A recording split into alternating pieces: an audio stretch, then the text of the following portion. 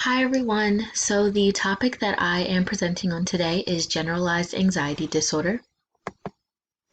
So what is generalized anxiety disorder? It's often referred to as GAD, and it's a long-term mental health disorder.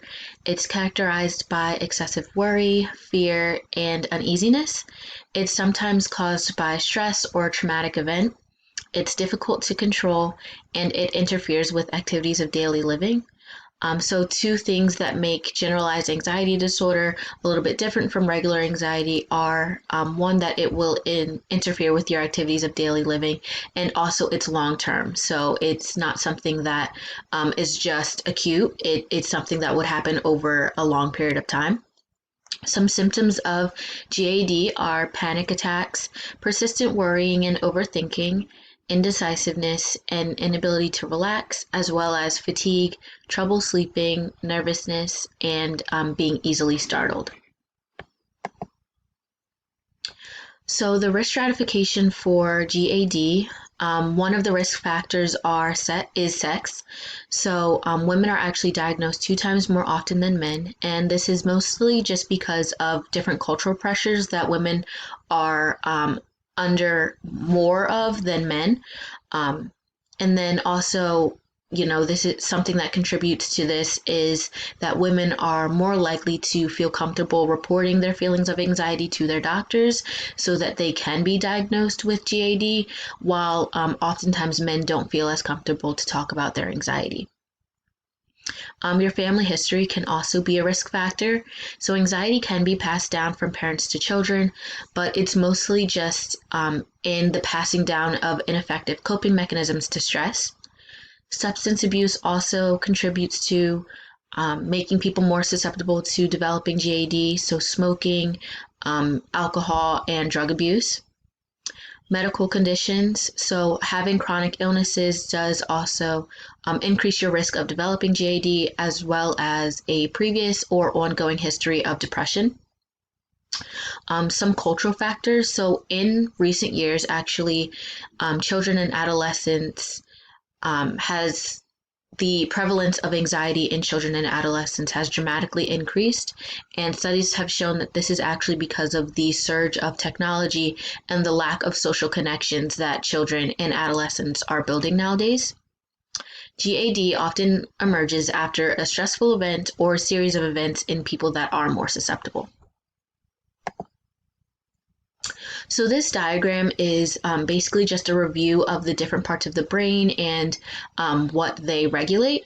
So in people with GAD, there are weaker connections between the limbic system and the amygdala. And as you can see, the amygdala is what regulates your heartbeat and other visceral functions, as well as processes the emotion of fear. So that's really what is in charge of sending that, well, starting that stress response.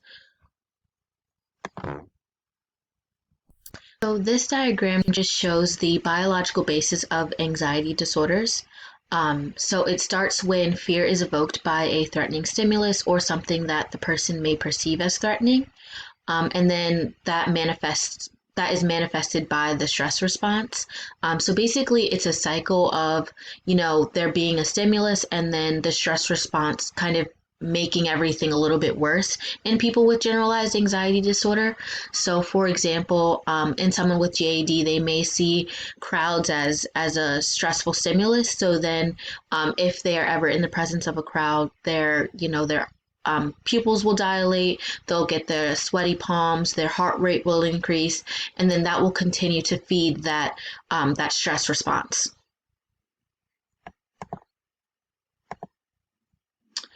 So this is my case study. Grace is a 32-year-old female. She constantly feels herself having an overwhelming sense of worry. She describes herself as being in a constant state of fear. Her anxiety often keeps her from completing her daily activities and holding a job.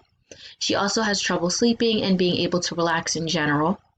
Grace admits that her anxiety strongly impacts her emotional well-being on a daily basis. She has also been diagnosed with chronic mild depression. Grace is currently taking Xanax and Lexapro and has weekly therapy sessions. With the medication and therapy alone, she was not seeing much improvement, so she recently decided to move into a residential treatment facility where she's exploring other types of treatment. She has not exercised since high school, but she is willing to incorporate physical activity in her daily routine if it will help with her GAD. So, in my initial conversation with Grace, I would talk about her symptoms.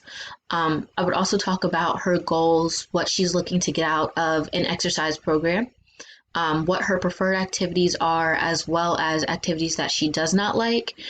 Because the biggest goal in this exercise program is going to be to just relieve her stress. So I don't want her to be doing any type of activities that would add stress or something that she doesn't see herself being able to maintain.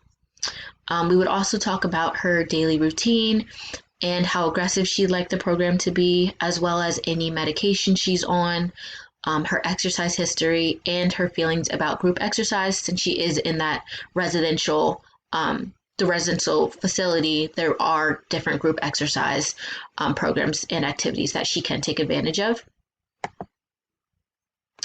So GAD medication and the exercise response. Antidepressants are typically used to treat GAD, mostly because GAD is often present in is often present with depression. So, for example, in Grace, she's taking Lexapro for as an antidepressant, and then benzodiazepines are also commonly used medications to treat anxiety disorders as well. So, benzodiazepines are mild tranquilizers, and so that would just calm her down if she's ever feeling like she's about to have a panic attack or anything like that. And the benzodiazepine that she's on is Xanax. Some antidepressants and benzodiazepines may elevate your blood pressure and heart rate, and they can also cause dehydration. So it's going to be really important during her exercise program that we monitor her blood pressure as well as her heart rate and her hydration levels, just to make sure that the exercise, since exercise also elevates your blood pressure and heart rate, that she's not getting into any dangerous levels. GAD and the exercise response. So, evidence shows that exercise can be an effective treatment for the symptoms of GAD, and mostly relieving the symptoms can alleviate the overall impact that GAD leaves. Studies also show that exercise can be used in addition to, but also in place of medication and cognitive behavior therapy for people living with GAD. So the exercise prescription that I came up with for Grace, her aerobic training, the frequency is going to be 4 to 5 times per week, but we want to eventually progress this to daily physical activity.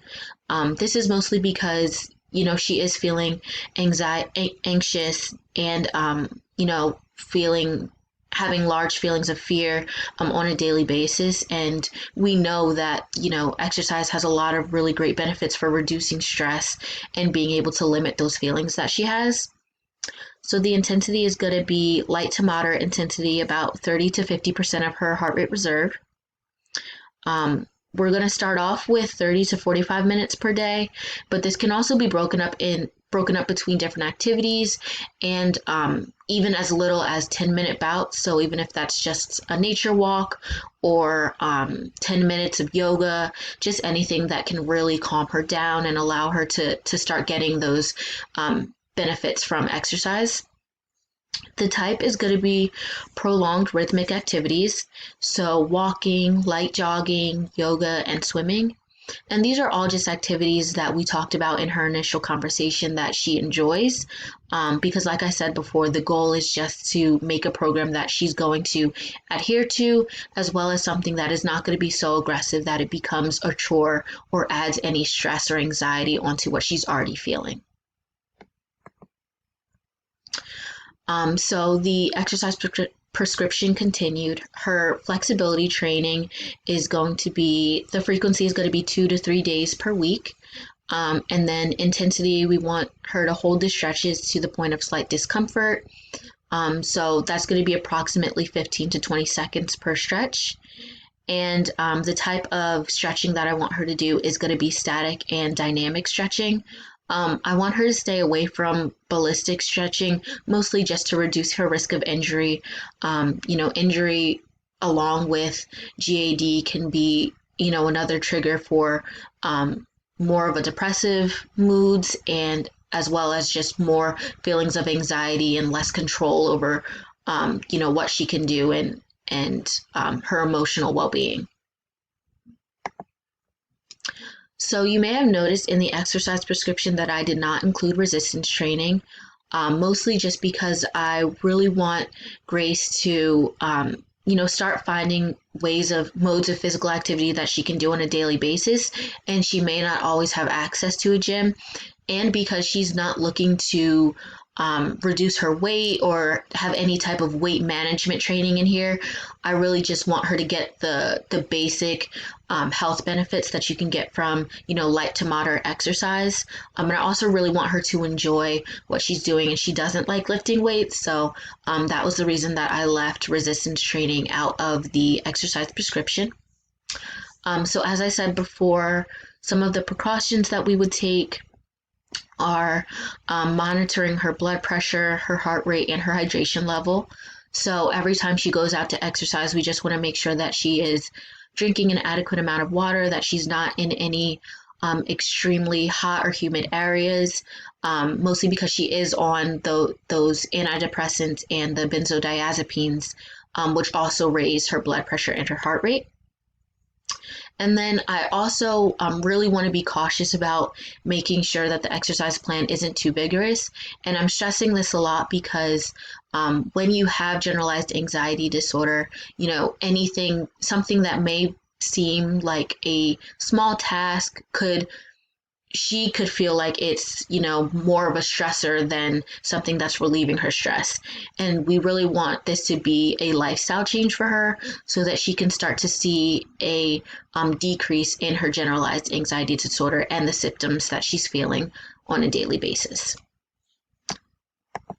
And these are my references. Thank you. Have a great day.